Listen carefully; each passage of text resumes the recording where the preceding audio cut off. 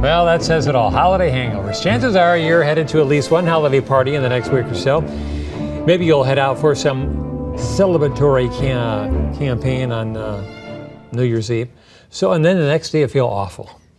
So here with, well, there's really no cure for a hangover. This is Dr. Zorba Paster, by the way. You know the doctor. What is the science behind a hangover? Just too much booze? Well, there's a little bit of science. Okay. First of all, clearly it's alcohol, right? Mm-hmm. You take alcohol into your body, the alcohol goes out, and it's a rebound from that drug. But there are individual differences. There's something called congeners, and these are chemicals that are produced in the process of distillation.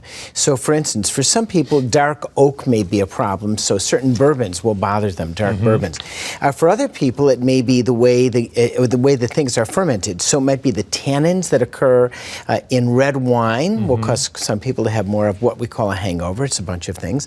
It may be the fermentation of certain beer. So if it's fermented in certain grains, it may bother you with more of a hangover.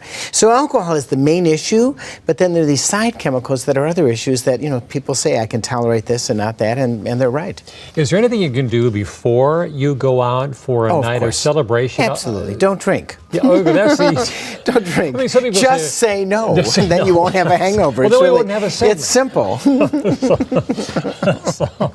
Can you eat? Some people say, okay, eat something, or take an aspirin. Hydration is an issue. Okay, so it turns out that if you hydrate yourself before you go out, and then you drink something that is non-alcoholic while you're out there, if you're just drinking beer the entire night, you're going to be more hydrated than if you're alternating beer and a glass of water. So maybe vitamin water would help. But I did a whole bunch of research on this to see, is it B vitamins, is it this cure, is it that cure? There are a whole bunch of old doctor tales and old wives' tales, and you know what?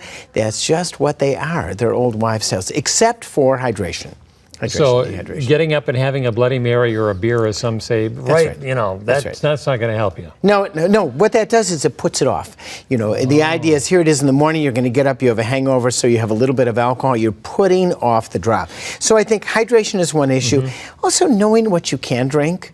Saying, hey, I could have a drink and I can be celebratory. I am not a teetotaler. I like a drink or two, but knowing, hey, if you get to 3 or 4 drinks, you're not going to feel good the next day. Don't get to that 3 or 4 drinks. There's a mental issue here, too. And don't leave the party with a lampshade on your head. And then you've got a whole bunch of other issues, too, especially at the office party. Designated driver, of course. Designated driver, exactly, which is that's very what it important. is. So. All right. Doctor, thank you. Pleasure. All right.